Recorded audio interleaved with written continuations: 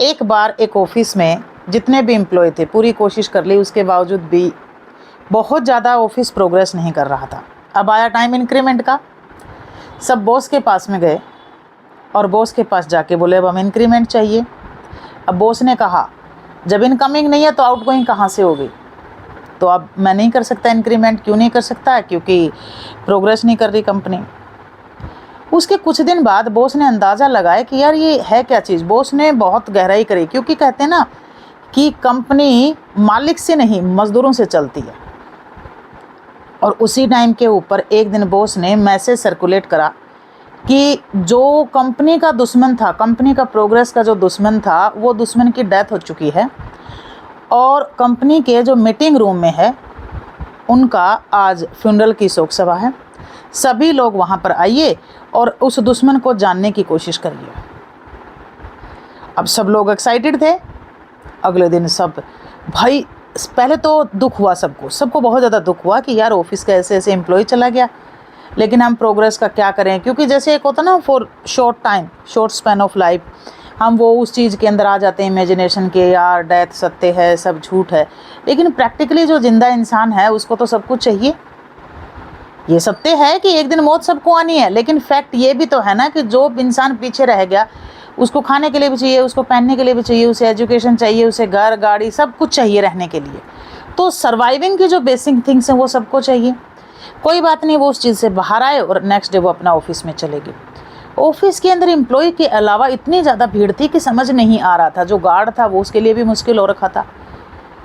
उसके बाद में क्या हुआ, एनी हाउ गार्ड ने जो है ना एंट्री ओपन करी और एंट्री ओपन करने के बाद में उसने एक एक करके अंदर जाने के लिए बोला। लेकिन जो इंसान अंदर जा रहा था उसके बाद बाहर आकर के उसने किसी को भी नहीं बताया कि वो है कौन।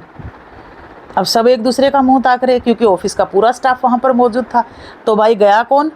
अब बॉस चुपचाप अपने चेयर पे बैठा और उसके बाद कुछ नहीं कहा। उसके बाद में क्या होता, एक एक इंसान जैसे जैसे अंदर जा रहा था, वहाँ पर डेड बॉडी की जगह कुछ भी नहीं था। वहाँ पर एक मिरर लगा हुआ था और उस मिरर के ऊपर क्या था, एक कफन डाला हुआ था।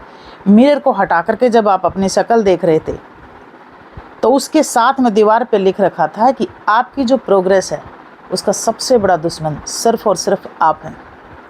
ये डिपेंड आप पे करता है। कई बार हम दूसरों को ब्लेम करते हैं, यार मेरे साथ ऐसा हुआ। नहीं, किसी को कॉपीराइट देने की ज़रूरत नहीं है। आपकी बुरे हालात के, आपके अच्छे हालात के रिस्पॉन्सिबल आप हैं। आप नेचर से सीखो ना, नेचर भी तो बहुत कुछ सिखाती है। परिस्थितियाँ बदलती हैं, बुरा वक्त भी आता है, लेकिन उस बुरे वक्त से बाहर आना, उस स्थितियों से सीखना, ये आप अपने आप कर सकते हैं। सबसे ज़्यादा इम्पोर्टेंट इंसान के लिए है तो वो है खुद। इंसान जब खुद एक बार डिसाइड कर लेता है ना कि मैं हार नहीं मानूंगा और बाय हुक और बाय क्रुक मैं कुछ ना कुछ अचीव करके चलूँगा, तो दुनिया की कोई ताकत नहीं जो उसे हरा सके। और उसके बाद बॉस ने सबसे मीटिंग ली और उससे पूछा, पता लगा आपका दुश्मन कौन है? और सभी जितने भी एम्प्लॉय थे उनकी गर्दन झुकी हुई थी। और उसके बाद जो बॉस था, बॉस ने एक ही बात बोली कि बॉस का मतलब होता है 24/7 अवेलेबल और हर चीज़ की प्रॉब्लम का समाधान बताना। हमारी कंपनी प्रोग्रेस नहीं कर रही, हाँ एक दूसरे पे एलिगेशन पुट कर रहे हैं, तूने ये करा, तूने ये करा, तूने ये करा, तूने ये करा। एक उंगली ऐसे कर देते, लेकिन हम भूल जाते हैं कि 3 उंगली हमारी तरफ भी है। लाइफ का भी कुछ ऐसा ही खेल है। अगर आप अपनी लाइफ में प्रोग्रेस चाहते हैं तो सबसे पहले आप अपने आप को बदलो। बदलते वक्त के साथ बहुत कुछ बदला, लेकिन अपने आप को बदलना सबसे ज़्यादा इम्पोर्टेंट है। जिस दिन आप अपने आप को बदलना सीख जाएंगे उस दिन लाइफ में आप कुछ भी अचीव कर सकते हैं। आपका अपना दुश्मन कोई नहीं है, आपके अपने दुश्मन सिर्फ आप हो। दूसरों को रिमोट देने की ज़रूरत क्या है? दूसरा तो कोई भी कुछ भी कह देगा। आप बीमार हो तो कर बकवास कर रहा है, आप मोटे हो गए तो मोटा हो गया, पतला हो गया तो पतला हो गया। दूसरों का तो काम है, क्योंकि उसकी ये जो आंखें हैं ना, वो किस नज़रिए से आपको देख रही हैं वो डिपेंड कर रहा है। दूसरों को रिमोट कंट्रोल देने की ज़रूरत नहीं है। आपकी अपनी फैमिली आपके लिए इम्पोर्टेंट है, आप अपने लिए इम्पोर्टेंट हो, और सबसे ज़्यादा इम्पोर्टेंट हो आप खुद, क्योंकि आप ही आपके दुश्मन हैं और आप ही अपने दोस्त।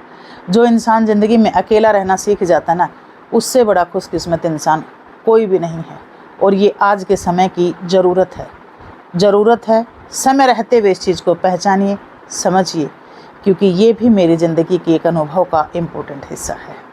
अगर अच्छा लगे तो शेयर कर देना, कमेंट कर देना। Thank you.